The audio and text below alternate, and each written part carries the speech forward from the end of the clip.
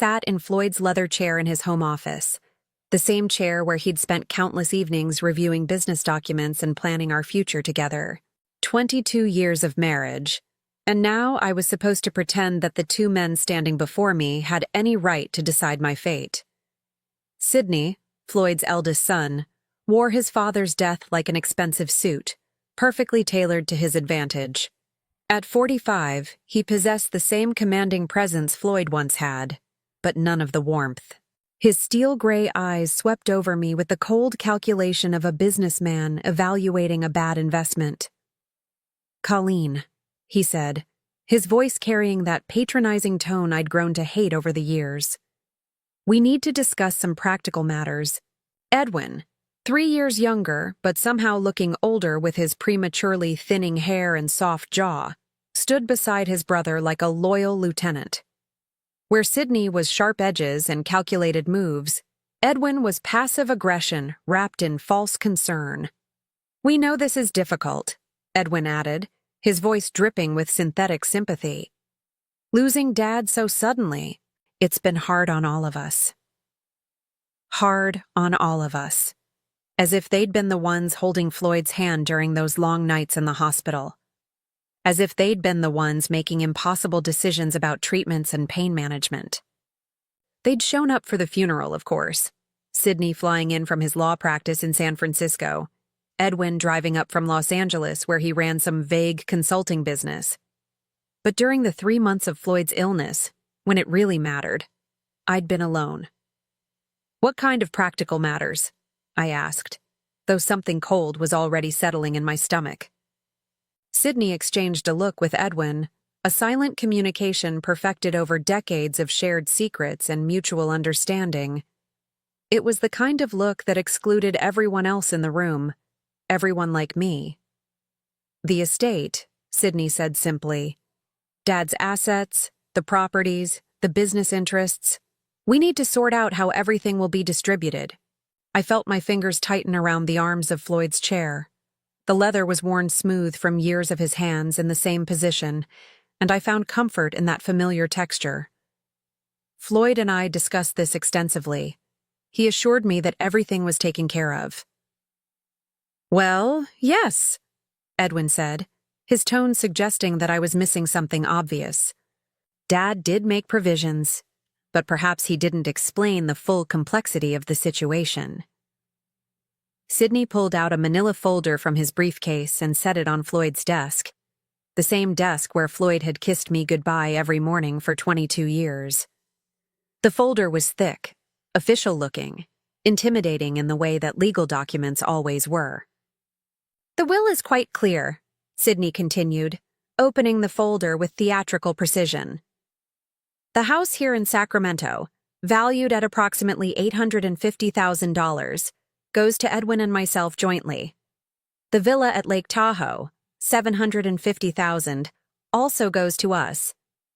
The business assets, roughly $400,000, will be distributed between us as well." Each number hit me like a physical blow. Our home, the place where Floyd and I had built our life together, where we'd hosted Christmas dinners and anniversary parties, where we'd talked about growing old together, gone. The villa where we'd spent our honeymoon, where we'd celebrated our 10th anniversary, where Floyd had told me he loved me for the first time, gone. "And what about me?" I asked quietly. Edwin shifted uncomfortably, but Sidney's expression remained unchanged. "Well, naturally, there's the life insurance policy. $200,000. That should be more than sufficient for your needs going forward." $200,000 for a 63-year-old woman who'd given up her career to support her husband's family. For someone who'd spent the last 2 decades managing Floyd's household, entertaining his business associates, caring for him through his illness. $200,000 to start over. "I see," I said, though I didn't see it all. This couldn't be right. Floyd had promised me that I'd be taken care of, that I'd never have to worry about security or stability. "It's not personal, Colleen," Edwin said, and the false gentleness in his voice made my skin crawl. "It's just that Dad always intended for the family assets to stay within the bloodline, you understand. bloodline. As if the 22 years I'd spent as Floyd's wife, as Sydney and Edwin's stepmother, meant nothing. As if love and commitment were somehow less valid than genetics. "Of course," Sydney added. "We're not heartless. You can stay in the house for 30 days while you make arrangements. We think that's more than fair." Fair. They thought 30 days to uproot a life was fair. I looked around the office, taking in the familiar details that would soon belong to someone else. The bookshelf where Floyd kept his first edition novels, the window that looked out onto the garden we'd planned together, the small photograph on his desk, not of Sydney or Edwin, but of Floyd and me on our wedding day, both of us laughing at something I could no longer remember. "There is one more thing," Sydney said, and something in his tone made me look up sharply. He pulled another document from the folder, this one smaller but somehow more ominous. Dad accumulated some significant medical bills during his final illness. The insurance covered most of it, but there's still about $180,000 outstanding. Since you were his wife and presumably made medical decisions jointly, the hospital and doctors are looking to you for payment. The room seemed to spin slightly. $180,000 in debt, with only $200,000 from the life insurance to cover it. That would leave me with $20,000 to rebuild my entire life. "But surely the estate," I began. "The estate assets are tied up in probate," Edwin interrupted smoothly. "And given the specific terms of the will, those debts are considered separate from the inherited properties. It's unfortunate, but that's how these things work legally." I stared at them both, these two men who'd called me Mom at their father's funeral just 3 days ago. Sydney with his perfectly pressed suit and cold eyes. Edwin with his soft features and voice that suggested concern while delivering cruelty. "I need some time to process this," I said finally. "Of course," Sydney said, standing and straightening his jacket.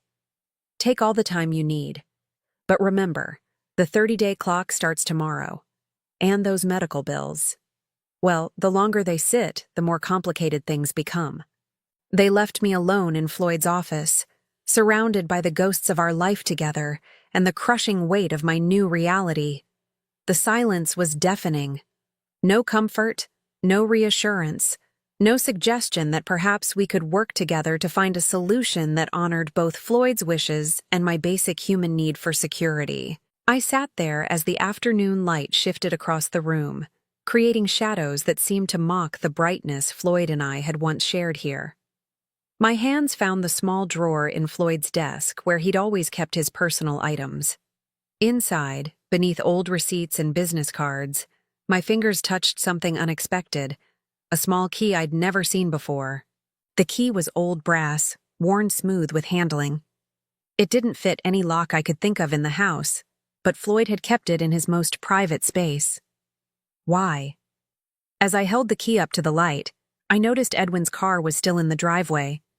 Through the window, I could see him and Sydney standing beside it, their heads close together in animated conversation. They were celebrating, I realized, dividing up their inheritance, planning what they'd do with their newfound wealth. Neither of them looked back at the house where their stepmother, their father's wife, sat alone with the ruins of her life spread out before her. But as I watched them drive away, something strange happened. Instead of the despair I expected to feel, a different emotion began to take root. It started small, just a whisper in the back of my mind, but it grew stronger with each passing moment. They thought they'd won. They thought they'd successfully erased me from Floyd's legacy, reduced me to nothing more than an inconvenience to be managed with the minimum legal requirements. What they didn't know, what they couldn't possibly know, was that Floyd had always been more cunning than either of his sons realized, and after 22 years of marriage, some of that cunning had rubbed off on me. The key in my hand seemed to grow warmer as I held it, as if it were trying to tell me something. Tomorrow I would find out what lock it opened. Tonight, I would let Sydney and Edwin enjoy their victory. Martin Morrison had been Floyd's attorney for 15 years, and in all that time, I'd never seen him look as uncomfortable as he did sitting across from me in his downtown office. His usually perfect composure was cracked, revealing the concerned man beneath the professional facade.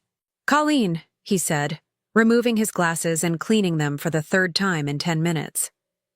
"I have to advise you in the strongest possible terms. This is not the right decision." The morning sun streamed through the floor-to-ceiling windows of his 15th floor office, casting everything in sharp relief. The Sacramento River glittered below us, and somewhere in those gleaming office buildings across the water, people were making rational decisions about their lives. I envied them.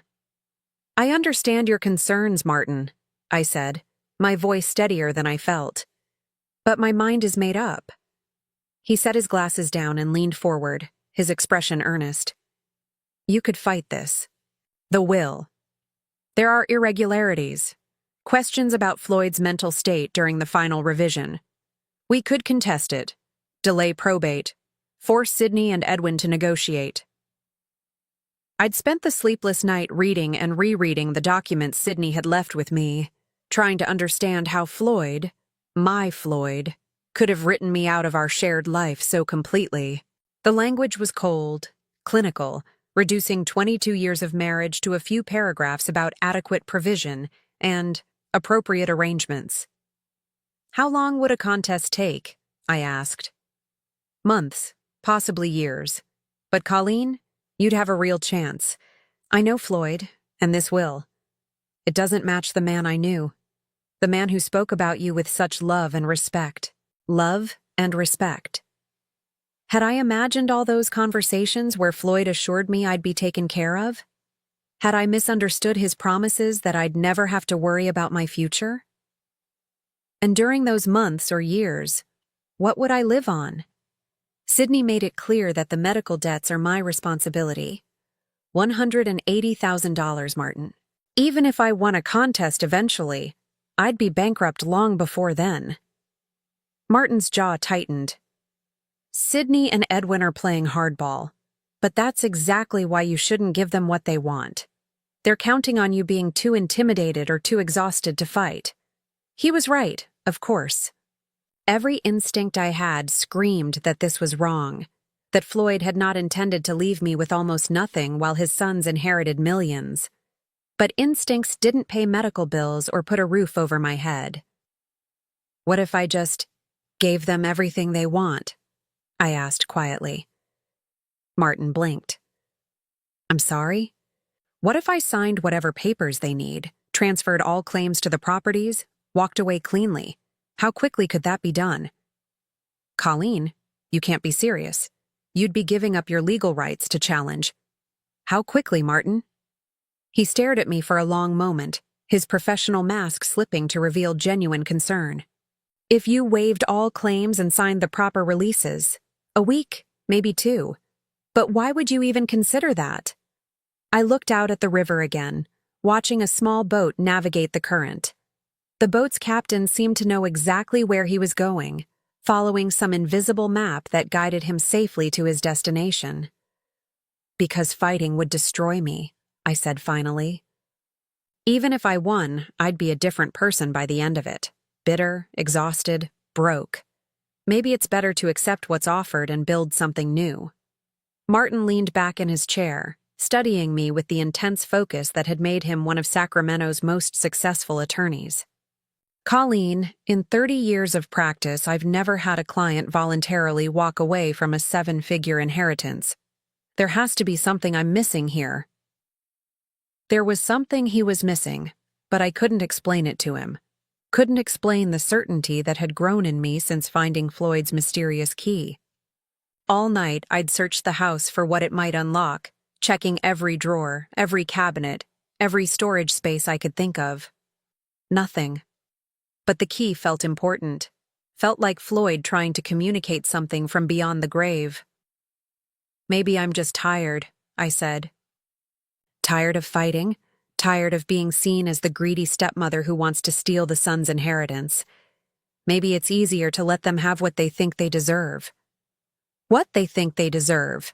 Martin's voice sharpened. "Colleen, this isn't about what they deserve. This is about what Floyd intended. And I'm telling you as his attorney and friend, this will doesn't reflect his true wishes." Before I could respond, my phone buzzed. A text message from an unknown number. Mrs. Whitaker, this is Edwin. Could we meet today to discuss timeline for property transfer? Want to make this as smooth as possible for everyone involved. The politeness was almost worse than Sydney's cold directness. At least Sydney didn't pretend to care about making things smooth for me. They're already planning the transfer, I said, showing Martin the message. His face darkened. They're rushing you. Classic pressure tactic. Colleen, I'm begging you to reconsider. Take time to grieve, to process what you've lost. Don't make irreversible decisions while you're in shock. But I wasn't in shock anymore. The numbness that had carried me through Floyd's illness and death was lifting, replaced by something that felt almost like clarity.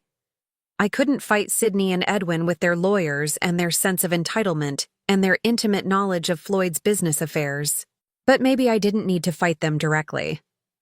If I were to sign the papers, I said slowly, what exactly would I be signing away? Martin sighed heavily, recognizing defeat. All claims to the primary residence, the Lake Tahoe property, the business assets, any joint accounts or investments. You'd retain only the life insurance payout and any personal property that was specifically yours before the marriage. And in exchange? They'd agree to handle the medical debts from the estate funds before distribution. You'd walk away clear of those obligations. That was something, at least. It would leave me with the full $200,000 instead of just $20,000 after debt payments. Still not enough for long-term security, but enough to survive while I figured out what came next. I need to see the exact language, I said. Martin opened his laptop and began typing. I'll draft something that protects your interests as much as possible under the circumstances. But Colleen, once you sign this, there's no going back. You'll have no legal recourse if you later discover information that would have changed your decision. I understand. But even as I said it, I wondered if I really did understand. The key in my purse seemed to grow heavier, a constant reminder that Floyd had left me something, some message or instruction that I hadn't yet deciphered. Was I making a terrible mistake by giving up so easily? Or was I being guided by an instinct that ran deeper than logic? My phone buzzed again. This time it was Sydney. Mother, we appreciate your cooperation in this difficult time. Edwin and I want to make the transition as painless as possible. Perhaps we could finalize everything by the end of the week. Mother. He called me Mother when he wanted something, but it rang hollow now. Where had that familial concern been during Floyd's final months when I'd sat alone in hospital waiting rooms? They want everything signed by the end of the week, I told Martin. Of course they do. The faster they can get your signature, the less time you have to change your mind or seek a second opinion. He looked at me intently. Colleen, there's something about this whole situation that feels wrong to me. Sydney and Edwin are acting like they're afraid you might discover something that would complicate their inheritance. Men don't typically rush through probate unless they have reason to worry. That thought had occurred to me too. In all the years I'd known Sydney and Edwin, they'd never been particularly efficient or urgent about anything. Sydney was methodical to a fault, and Edwin was positively leisurely in his approach to business. This sudden push for quick resolution felt out of character. Maybe they're just eager to move on, I said, though I didn't believe it myself. Or maybe they know something you don't. Martin closed his laptop and leaned forward again. Colleen, I'm going to ask you one more time.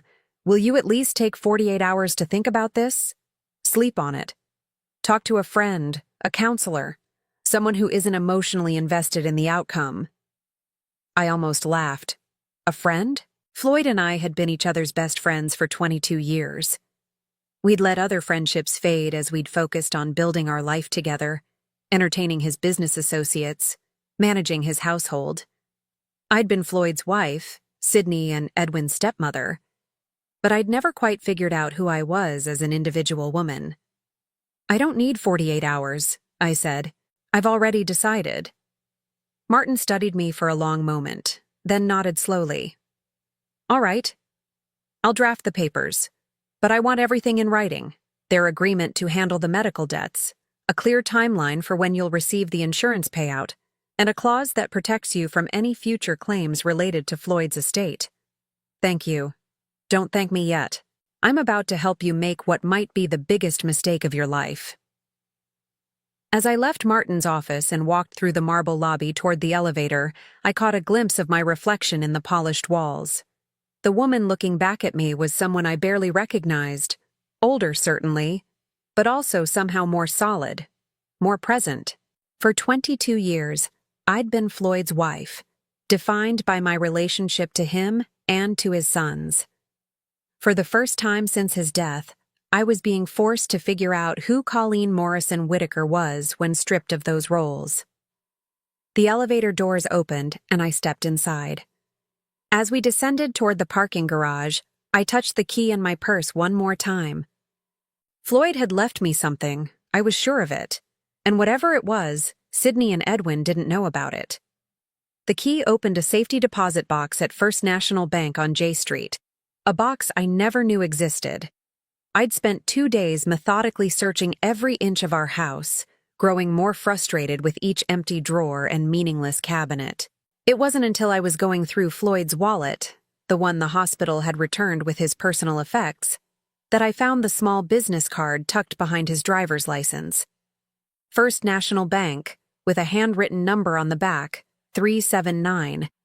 The bank manager, a kind woman named Patricia who remembered Floyd from his occasional visits, led me down to the vault with appropriate sympathy. Mr. Whitaker was very specific about this box, she said as we descended the marble steps. Only you and he had access. He opened it about 6 months ago.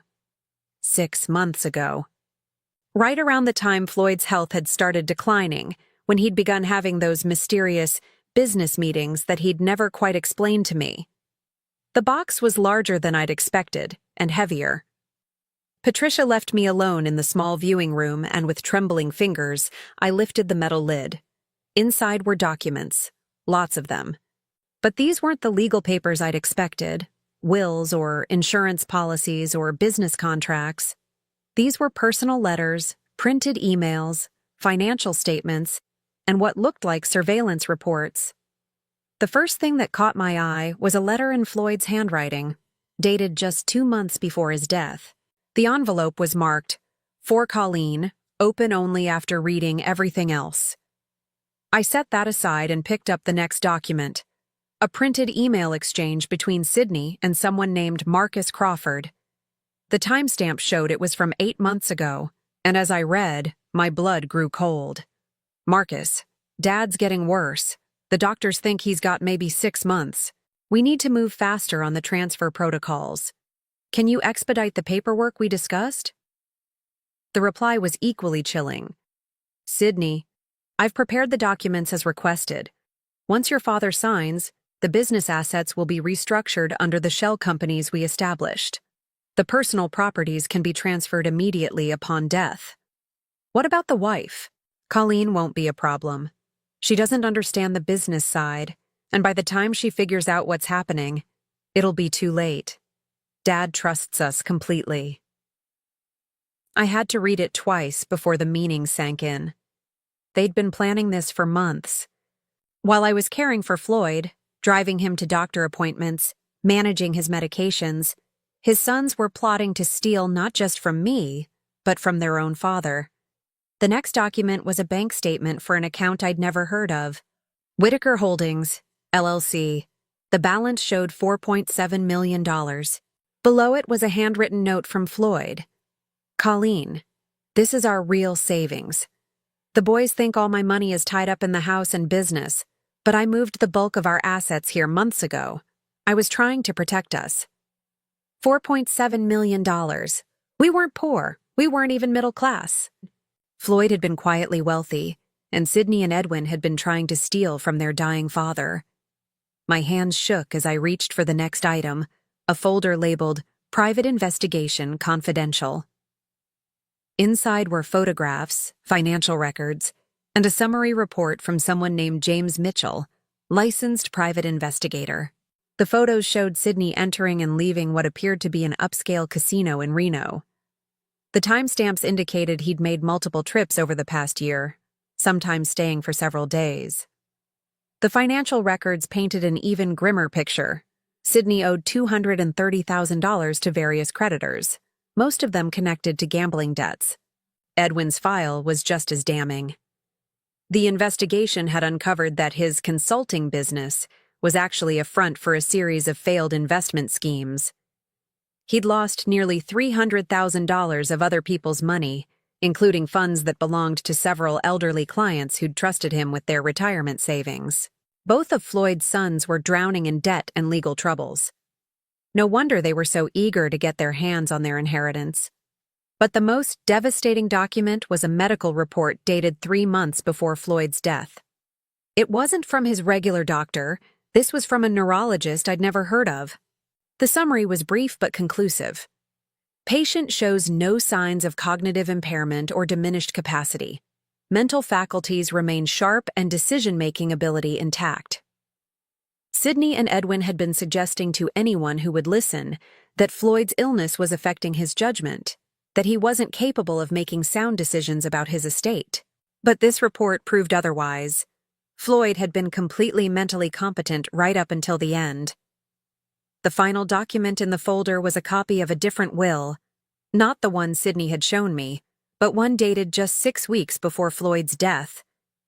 This will left everything to me, with modest trust funds for Sydney and Edwin that would pay out annually, but couldn't be accessed all at once. A note in the margin, in Floyd's handwriting, read, "Original held by Mitchell and Associates, not Morrison Firm." My heart pounded as the pieces fell into place. There were 2 wills. Sydney and Edwin had somehow gained access to an older version and were using it to claim their inheritance, while the real final will was safely hidden with a different law firm. But why hadn't this Mitchell and Associates contacted me after Floyd's death? Why was I only discovering this now?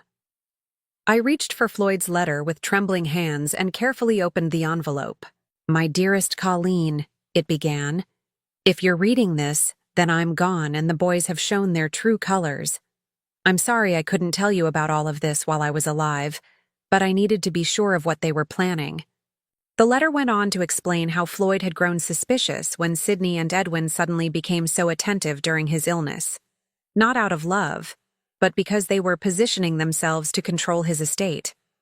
He'd hired the private investigator, moved the money, and created the elaborate plan to protect me. The boys think they're inheriting the house and the business, but what they don't know is that I've mortgaged both properties heavily in the past year. The house has a $1.2 million lien against it, and the business owes $800,000 to creditors. They're not inheriting assets. They're inheriting debt. I stared at the letter, hardly believing what I was reading. Floyd had essentially given Sydney and Edwin a poison pill, disguised as an inheritance. "The life insurance policy they mentioned is real," the letter continued. "But it's not for $200,000. It's for $500,000, and the extra money is meant to help you start over. Martin Morrison was never supposed to handle my estate. I fired his firm 2 months ago, but didn't tell him. The boys must have convinced him to represent the family after my death." The final paragraph brought tears to my eyes. "I know this seems cruel, but I couldn't stand by and watch them steal from you the way they've been stealing from everyone else. They made their choices, Colleen. Now they have to live with the consequences. You deserve better than what they were planning to give you. Take the money, start fresh, and don't look back. Love always, Floyd." Attached to the letter was a business card for Mitchell and Associates and a note that I should contact them immediately after reading the contents of the safety deposit box. I sat in that small, windowless room for nearly an hour, trying to process everything I'd learned. Floyd hadn't abandoned me. He'd been protecting me. And Sydney and Edwin, the men who'd called me mother at the funeral, who'd spoken so eloquently about family and legacy, were nothing more than common thieves. But there was something else, something that made my stomach churn. If Sydney and Edwin were so desperate for money that they'd steal from their dying father, what would they do when they discovered their inheritance was actually a mountain of debt?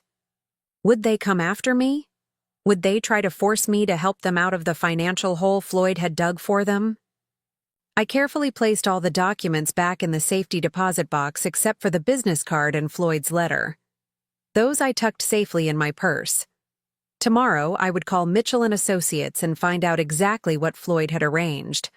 But tonight, I had to sit through dinner with Sydney and Edwin, knowing what I now knew about them.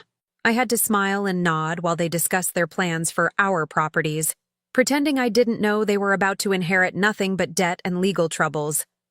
As I drove home, my phone rang. It was Edwin. "Colleen," he said, his voice warm with false affection. "Bianca and I would love to have you over for dinner tonight. We thought it would be nice to spend some family time together before we finalize all the legal matters." Family time. How thoughtful of them. "That sounds lovely," I said, surprised by how steady my voice sounded. "What time?" 7 o'clock, and Colleen, we really want you to know how much we appreciate how gracefully you're handling everything. Dad would be proud.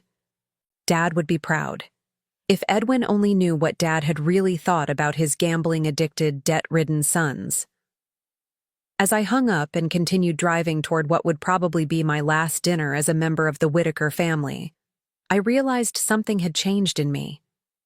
The grief and confusion I'd been carrying since Floyd's death were still there, but they were now mixed with something else. Something harder and more focused. Sydney and Edwin thought they were so clever, manipulating the grieving widow, rushing me into decisions before I could think clearly. They had no idea that their father had been 10 steps ahead of them the entire time, and they certainly had no idea that I was about to be 10 steps ahead of them, too. Dinner was going to be very interesting indeed. Edwin and Bianca's house in Granite Bay was a monument to borrowed money and false success. As I pulled into their circular driveway, I couldn't help but notice the new luxury cars, a BMW and a Mercedes, that clearly cost more than most people made in a year. Now I understood where the money had come from. Bianca answered the door wearing a designer dress that probably cost more than my monthly grocery budget. At 38, she'd perfected the art of looking expensively maintained. Highlights that cost $600 every 8 weeks, nails that required weekly touch-ups, jewelry that sparkled with the kind of stones that came with insurance riders. "Colleen!" she exclaimed, pulling me into an air kiss that barely grazed my cheek. "You look wonderful. How are you holding up?"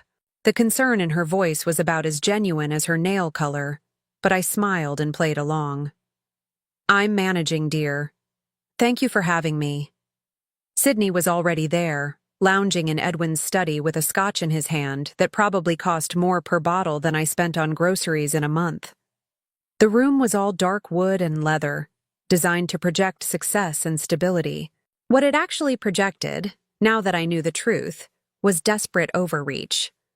"Mother," Sydney said, standing to give me a brief hug. "You're looking better. I was worried about you after our conversation yesterday." Yesterday, when he'd told me I was essentially homeless and bankrupt. Such touching concern. Edwin emerged from the kitchen carrying a wine glass filled with what looked like a very expensive Chardonnay.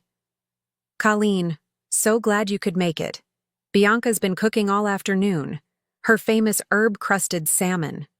The three of them moved around me like gracious hosts, offering drinks and appetizers, commenting on my appearance, asking about my plans. It was a masterful performance of family concern, and if I hadn't spent the afternoon reading about their gambling debts and failed business ventures, I might have been touched. Dinner was served in their formal dining room, complete with china that looked like it belonged in a museum and silverware heavy enough to be weapons. Bianca had indeed outdone herself. The salmon was perfectly prepared, the wine expertly paired, the presentation flawless. "So," Sydney said as we settled into the main course, "Martin Morrison called me this afternoon. He mentioned you're ready to move forward with the estate transfer." I took a delicate bite of salmon, buying time. "Yes, I've decided that fighting over Floyd's wishes isn't how I want to spend my remaining years. Family harmony is more important than money." The relief that flickered across Edwin's face was almost comical. That's wonderful, Colleen. Really wonderful. Dad would be so pleased to know we're all working together. We've prepared some papers, Bianca added, reaching for a manila folder that had been sitting on the sideboard. Just to make everything official. Our attorney drew them up to complement what Martin is handling. Their attorney. Of course they'd brought in their own legal representation. I wondered if this mysterious lawyer knew about Sydney's gambling debts or Edwin's fraudulent investment schemes. How thoughtful, I said, not touching the folder. But I should mention that I've been doing some thinking about the medical bills. The temperature in the room seemed to drop several degrees. Sydney set down his wine glass with just a bit too much force. What kind of thinking? Edwin asked, his voice carefully neutral. Well, $180,000 is a substantial amount. I was wondering if perhaps we should have an accountant review the estate's liquid assets before I commit to taking on that debt personally. Sydney and Edwin exchanged a look, the same kind of silent communication I'd witnessed in Floyd's office, but this time I could read the subtext. They were afraid I might discover something. Colleen, Sydney said carefully, I thought we'd explained that the estate assets are tied up in probate. The medical bills are separate from the inheritance. Of course, I said pleasantly. But Floyd was always so meticulous about his record-keeping. I'm sure there must be documentation of exactly what debts belong to the estate versus what's considered personal responsibility. Bianca laughed, the sound just a bit too bright. Oh, Edwin handles all that boring financial stuff. Don't you, honey? Edwin nodded rapidly. Absolutely. Everything's been properly categorized. The medical expenses fall to you because you were Floyd's spouse and presumably involved in the treatment decisions. That makes sense, I agreed. Although I do find it interesting that Floyd never mentioned being worried about medical costs. He always seemed so confident that we had adequate insurance. The silence stretched just a beat too long. Sydney cleared his throat. Insurance doesn't cover everything, unfortunately. Dad's treatment was quite extensive in those final months. I knew I was walking into dangerous territory, but I couldn't resist pressing just a little.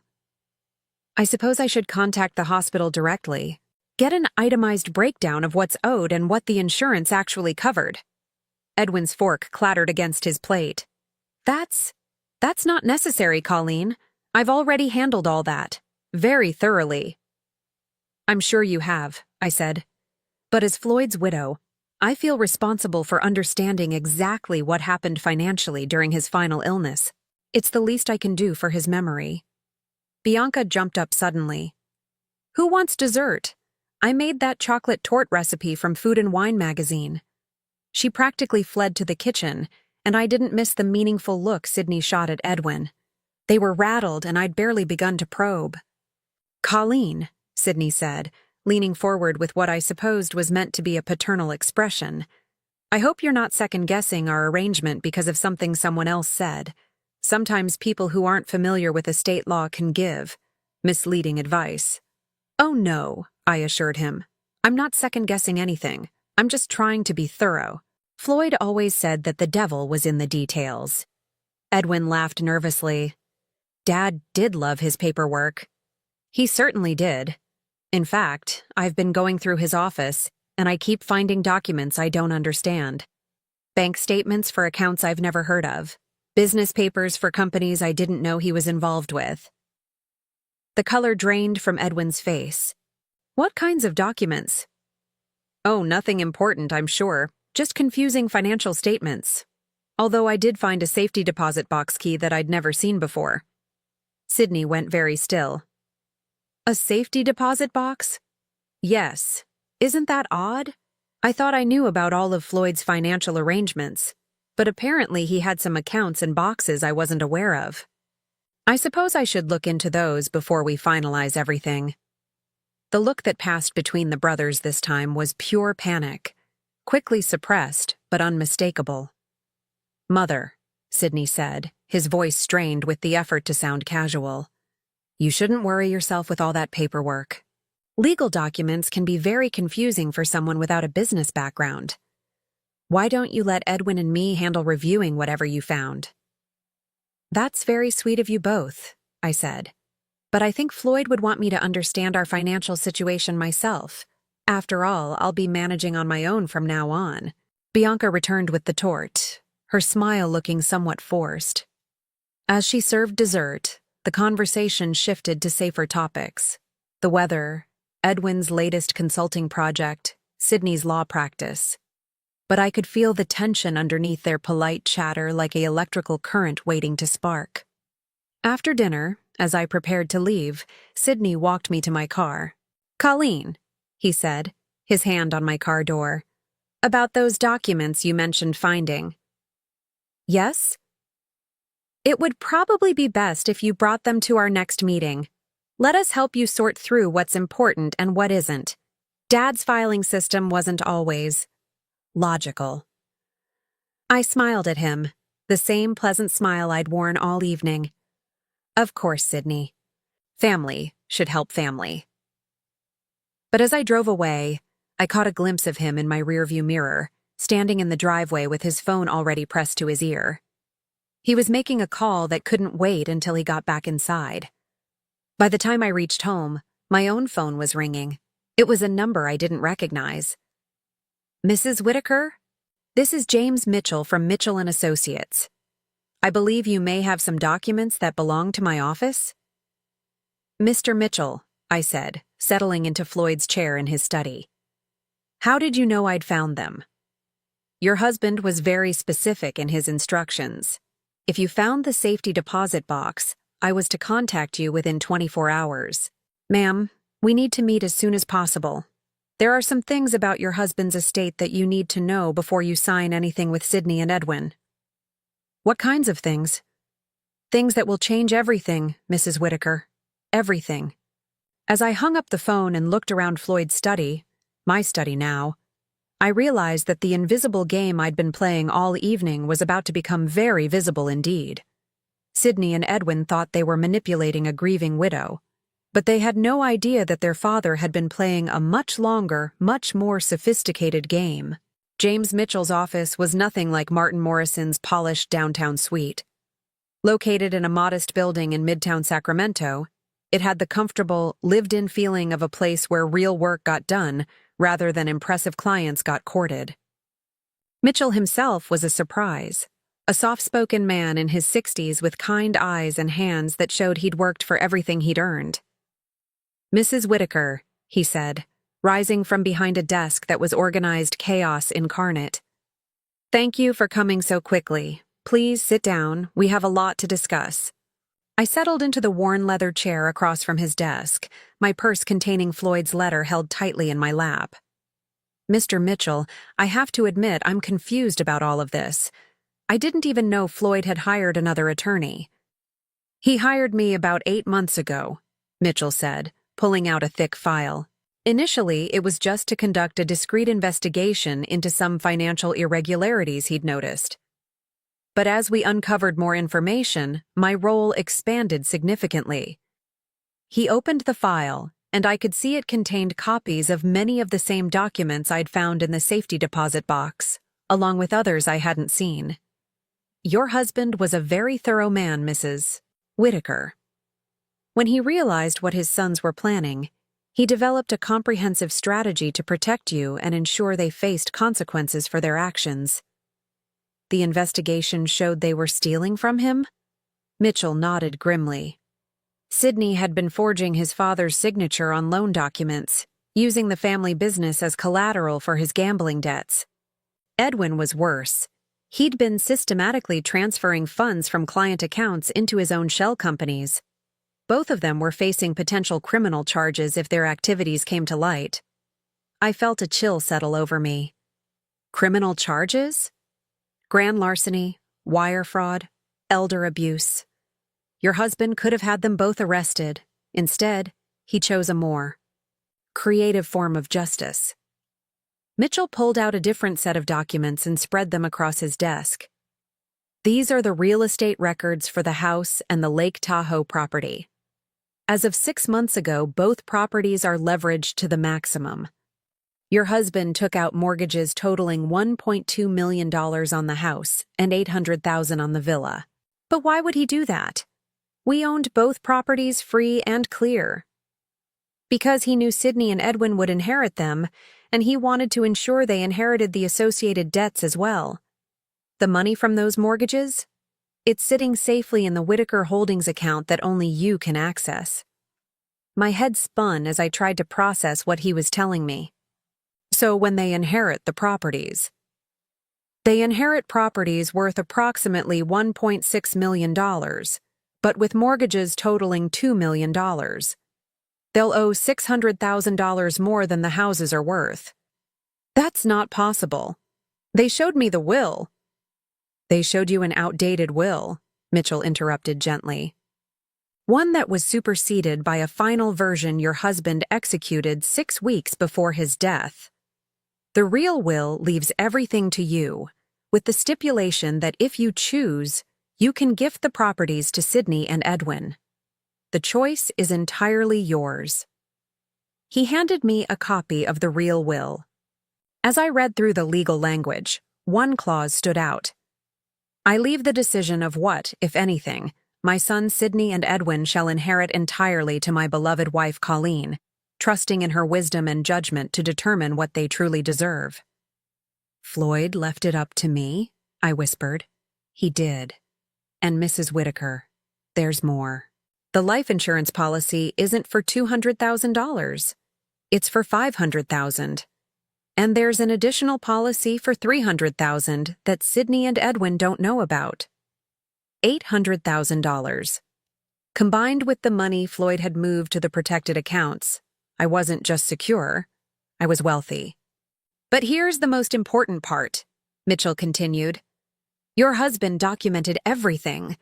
Every forged signature, every fraudulent transfer, every lie Sydney and Edwin told during his illness.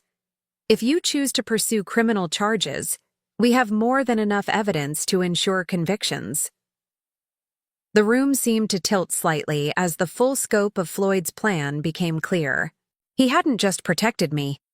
He'd given me the power to decide Sydney and Edwin's fate.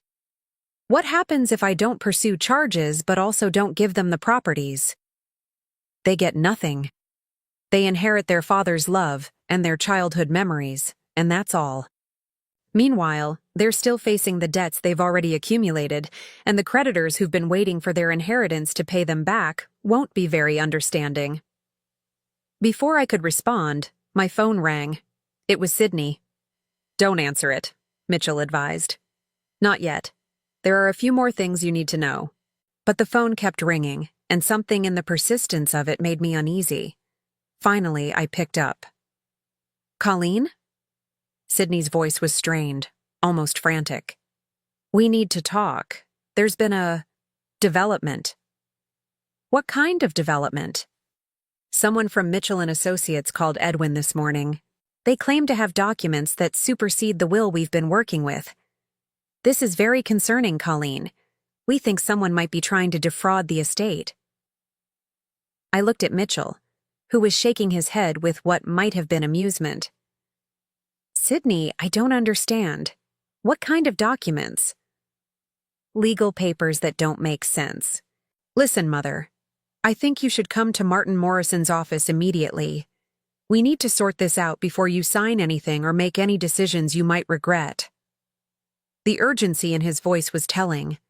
They'd discovered they weren't inheriting what they thought, and they were panicking. I'll be there in an hour, I said, and hung up. Mitchell leaned back in his chair. So, Mrs. Whitaker, the moment of truth has arrived. What do you want to do?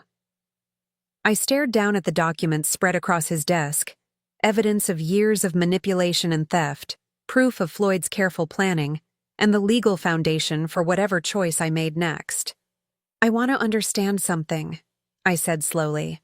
If I give them the properties with the mortgages, are they legally obligated to pay those debts? Absolutely. The mortgages transfer with the properties. They'd have 30 days to refinance or assume the loans, or face foreclosure. And given their existing debts and credit problems, no bank would refinance them. They'd lose the properties and still owe the deficiency balances.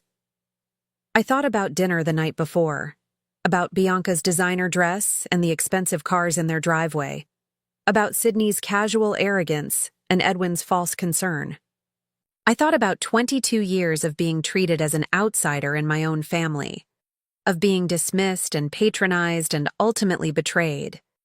But mostly, I thought about Floyd, lying in that hospital bed, knowing what his sons were planning, working even in his final weeks to protect me from their greed. "Mr. Mitchell," I said, standing up and smoothing my skirt, "I believe it's time for Sydney and Edwin to learn about the consequences of their choices." As I drove to Martin Morrison's office, my phone buzzed with a steady stream of increasingly desperate text messages. Sydney: "Mother, please don't sign anything until we sort this out."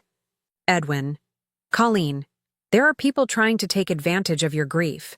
Be careful." Bianca: "We're all family here. Don't let strangers come between us." Family.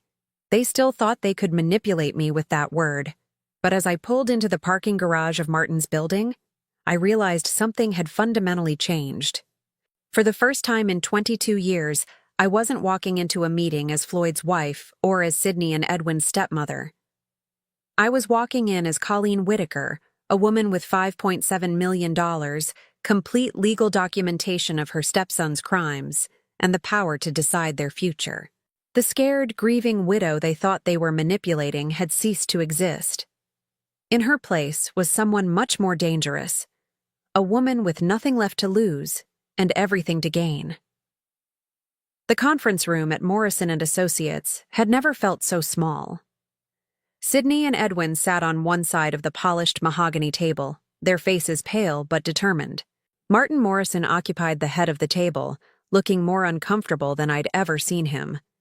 James Mitchell sat beside me, a thick briefcase at his feet and the calm demeanor of a man who held all the cards.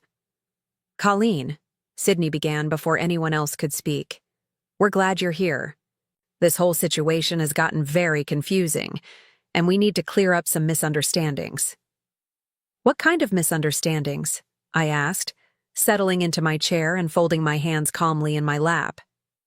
Edwin jumped in, his voice strained with false concern. "Someone's been spreading misinformation about Dad's estate. Claims about different wills, hidden accounts, things that just don't make sense.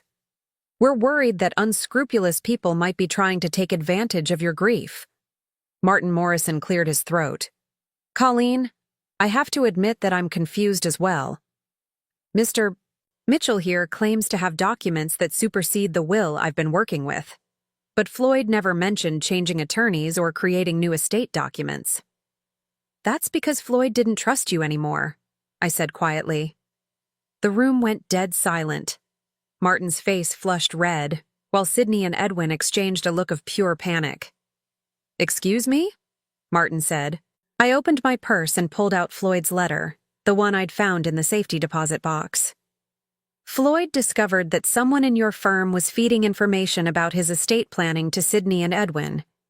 He couldn't be sure if it was you personally or someone in your office, so he decided to take his business elsewhere." "That's impossible," Sydney said quickly. "Dad trusted Martin completely." "Did he?" I looked directly at Sydney, enjoying the way his confident facade was beginning to crack. "Then why did he secretly hire a private investigator 8 months ago to look into your financial activities?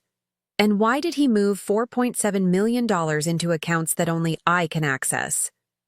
Edwin made a choking sound. $4.7 million? That's not possible. Dad didn't have that kind of liquid assets. "Actually, he did," James Mitchell said, opening his briefcase and pulling out a thick folder.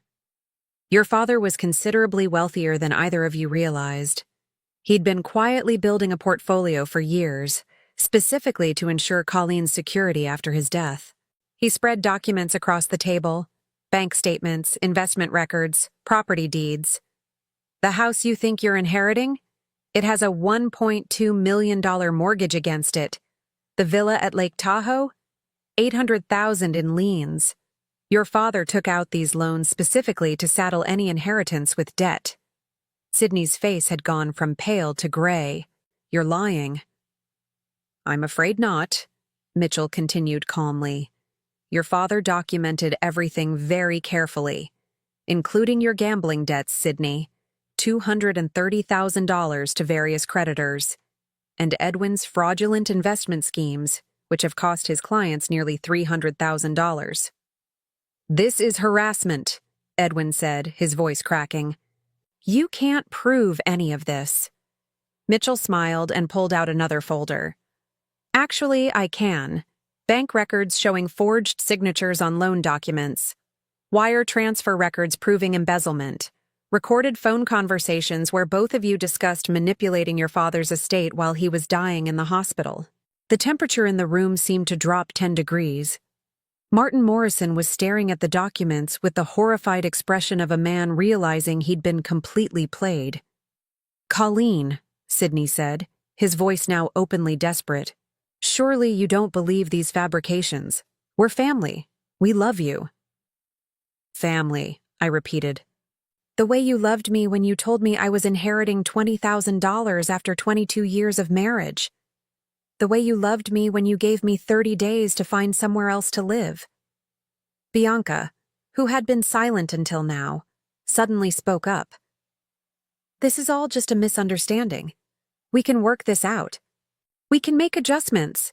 Actually, I interrupted, there's nothing to work out.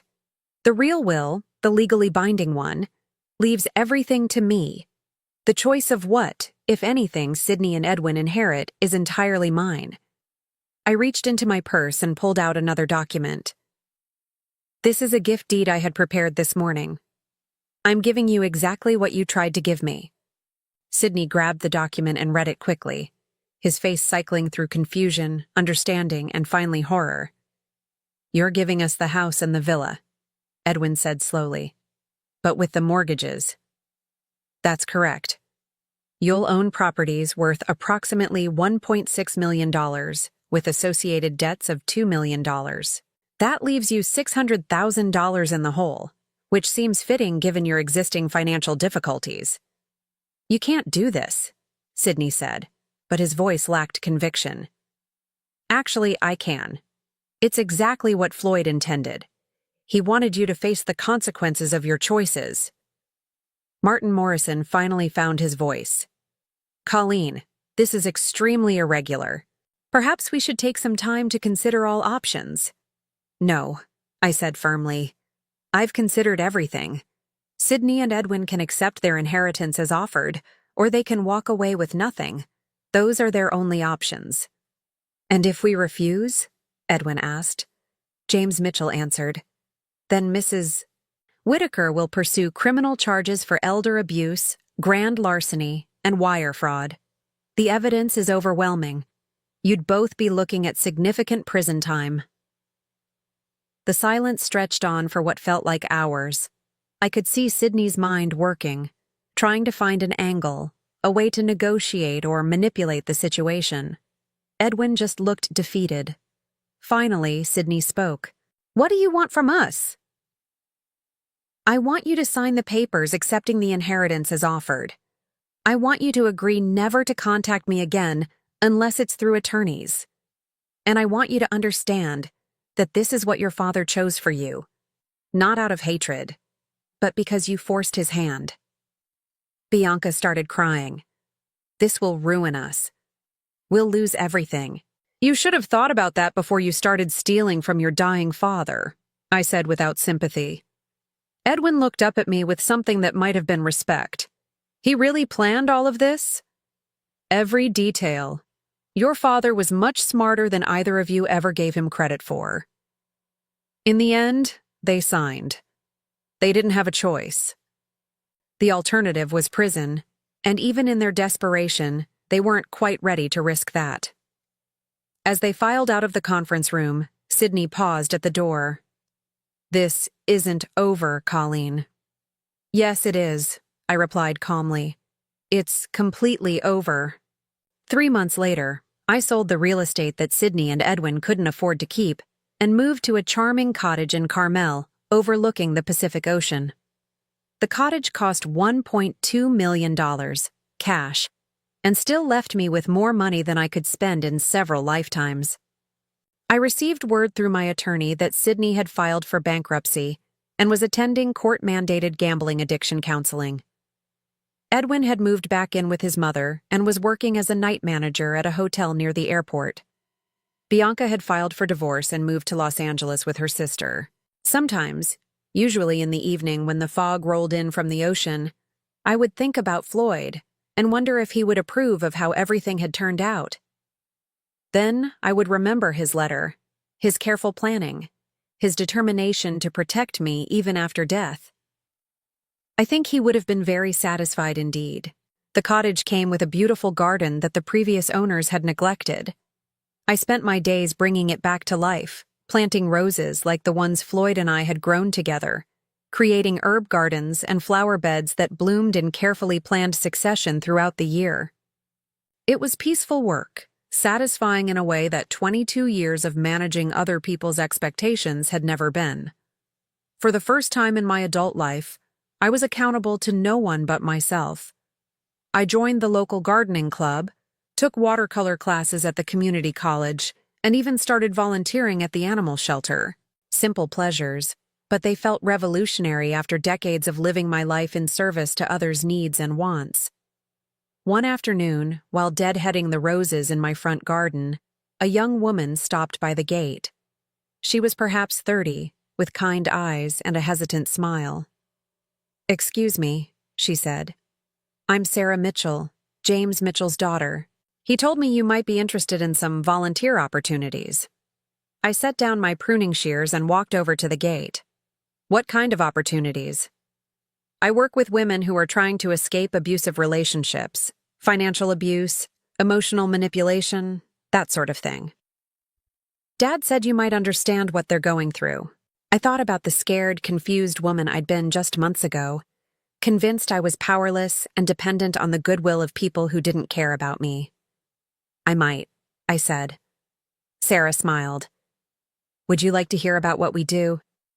As we talked, I realized that Floyd's final gift to me hadn't just been financial security. He'd given me something much more valuable, the knowledge that I was stronger than I'd ever imagined, smarter than anyone had given me credit for, and capable of protecting myself and others who needed